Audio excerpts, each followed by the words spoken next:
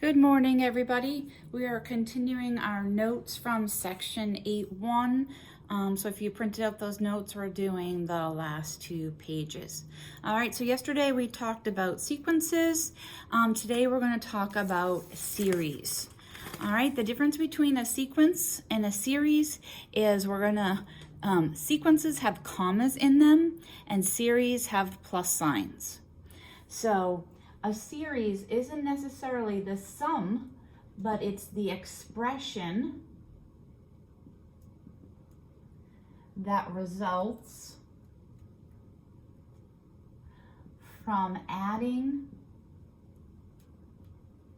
the terms of a sequence. So it's the physical expression of 2 plus 4 plus 6 plus 8. All right, that expression itself is called a series. This is an example of a finite series. And then if I just added the dots, I would have an infinite series.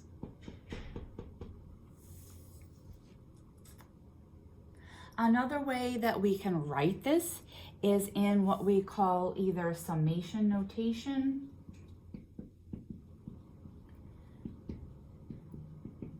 and it can also be called sigma notation.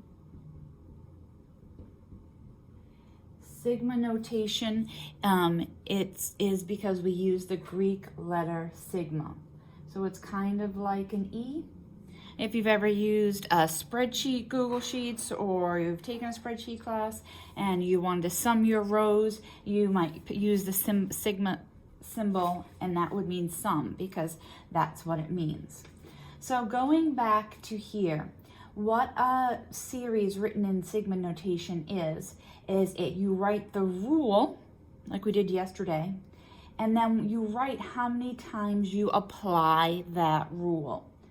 So for example here, if we remember how we find our rule, this is first place, second place, third place, fourth place. So my rule here is multiplying by 2. When we write it in this notation, instead of writing it as 2n, we're not going to use n because n is telling us the place.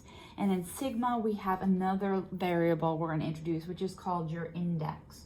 So most of the time I use I for index, but you can use whatever letter you want. So in this example right here, I want the first 4 terms. So I want I to start at 1, and I want it to go to 4, telling me that I want the first 4 terms. And the rule is going to be 2i. Now think about that. If so what this means is I'm going to plug 1 in here, then add. 2 in here, then add. 3 in here, then add, up until I get 4, and then that would be my expression. So I would do 2 times 1, plus 2 times 2, plus 2 times 3, plus 2 times 4. Again, we're writing out the expression. We're not at this point summing it. We will sum it, but not quite yet. Okay? All right, let's do a few more examples of how to use summation notation.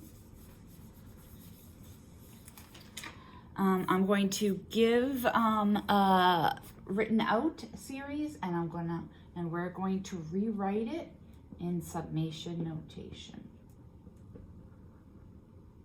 So first of all, let's talk about this series here. This means 25, 50, 75. And then this means continue that pattern, 100, 125, all the way up to 200, 225, 250. All right, so if this is our first term, second term, third term, how many terms do we go up to here to get to 250? This would be my 10th term, right? It'd be the 10th time I add to 225. If you have trouble figuring that out, we could write the rule first, right? What is the rule here? It's just to multiply by 25. So my rule here is going to be multiply by 25. So 25 times what gives me 250? 10. All right, so I know that I'm going up to my 10th term. So here I go with my summation. I'm starting at term 1, going to term 10, and my rule is 25 times I. All right, let's do another example.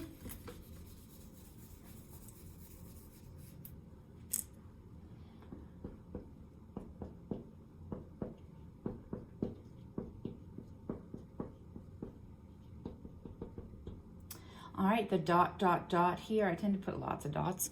The dot, dot, dot there means that this is an infinite series. So when we write our summation notation, we're going to start with I equals 1 to infinity because it keeps going on and on.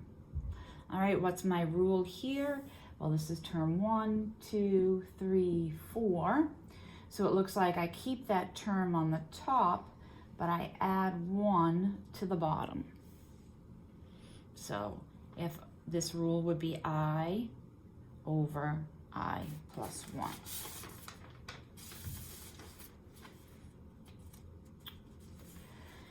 All right,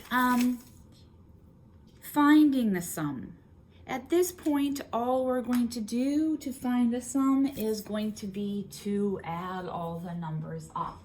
There's going to be some formulas that we can use to find the sum, but in this case, when we're finding the sum, the actual sum of the series, we are just going to add up the terms, except I'm going to give you some special cases. So sum of a series. So I'm going to give you one in summation notation. So again, remember I said it doesn't always have to be I here, so it might be K. We just want to avoid N because sometimes the index is N, that's why. The upper bound here. This is the lower bound. This is the upper bound. All right, so what I want to do is I want to plug in 1 through 5, find out what those numbers are, and then add them up. So I'm going to get 4 times 1 minus 1 plus 4 times 2 minus 1 plus 4 times 3 minus 1 plus 4 times 4 minus 1. If I had a bigger board, I would keep going that way. 4 times 5 minus 1. Okay, so 4 times 1 is 4, minus 1 is 3. 8 minus 1 is 7. 12 minus 1 is 11. 16 minus 1 is 15. 20 minus 1 is 19. Okay, if I add those up, I get 10. And 30 is 40, plus 15 is 55. All right, I want you to look at this next example. The bottom index doesn't always have to start at 1. So in this example, we got K equals 4 to 8. So that means I only want to sum the 4th through 8th term. Now be careful, if you think about it, how many terms are between 4 and 8? 4, 5, 6, 7, 8. There are 5 terms between 4 and 8. Look up here. Okay. Let's just keep going with this one. Then I'll go back to that one.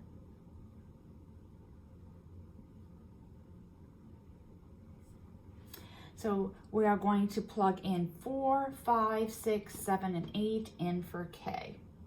All right, so I'm going to start writing them over here so I have more room. 3, let's put it down so you can see it. 3 plus 4 squared, plus 3 plus 5 squared, plus 3 plus 6 squared, plus 3 plus 7 squared, plus 3 plus 8 squared. So that comes out to be 19 plus 28 plus 39 plus 52 plus 67. If I add those all up, I get 205. Okay. All right, there are 3 special patterns that you should be aware of. It makes sense. I wouldn't have you memorize these, but they're on your note sheet if you print it out or just scroll through your note sheet. 1 is the sum of the numbers 1. So that means that for each place, I am just putting in the number 1. So when there's no variable here, so this is I equals 1 to n, so I'm doing up to the nth place of the number 1. So that means for the first place I write 1, the second place I write 1, the third place I write 1, the fourth place I write 1, all the way up until the nth place. So think about if I added that 1, 2, 3, 4, 5, 6, 7, 8, 9, 10, the answer would be n. So if n was 35, the answer would be 35. If n was 47, the answer would be 47, right? 1 added to itself 47 times is 47. All right, the next one is the sum of counting numbers. So that is expressed like that, right? I equals 1 to n. That would mean I just plug in 1, 2, 3, 4 each time. So it's 1 plus 2 plus 3 plus 4 plus ... all the way up until I get to n. All right, so if I added these up, the formula is you take the last term plus 1 divided by 2. Okay?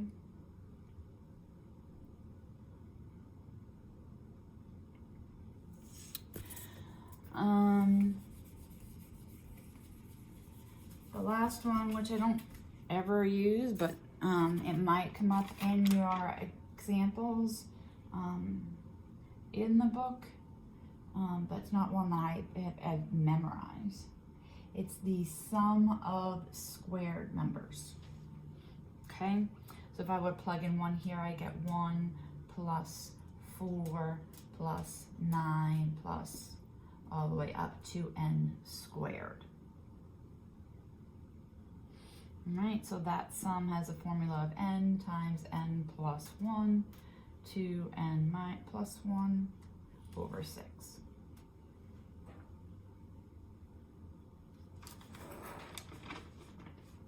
All right, let's look at some examples. So some examples of that first one would look like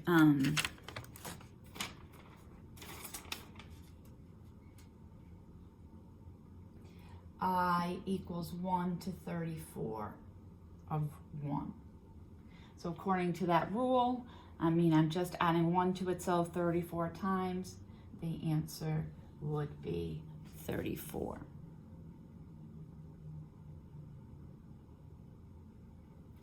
All right, in this example, say I wanted to add the first numbers 1 through 100.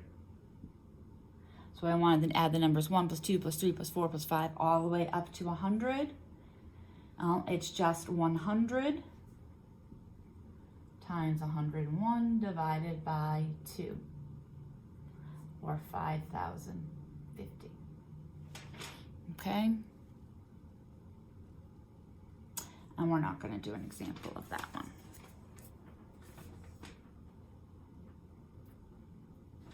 All right, a few more just